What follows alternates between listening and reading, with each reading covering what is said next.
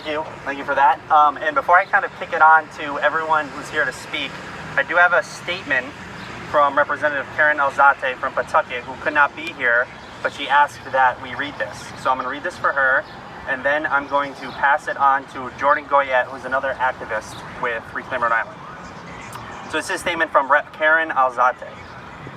The time is now, she writes in all capitals, to increase taxes on the 1%. The time is now for them to pay their fair share. The pandemic had highlighted the inequities our state faced for many years. The richer got more rich, and the poor continued to struggle. We hear that small businesses will be affected. We hear that we cannot raise taxes during a pandemic.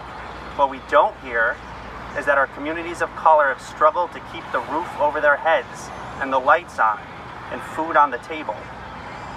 What we don't hear is the importance to support community services that have helped our most vulnerable during the pandemic.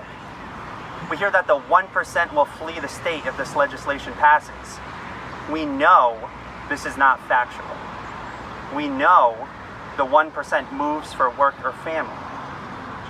Moving costs more than the actual tax hike. This hike will not negatively impact our small businesses in Black and brown communities.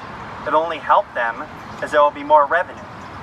Passing this legislation will help us bring in approximately $128 million.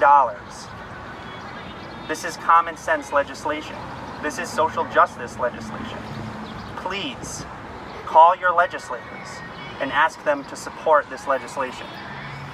So that was a statement from Rep. Karen Alzate. We thank her for writing that and contributing that. We knew she was probably busy, but glad we could share her words.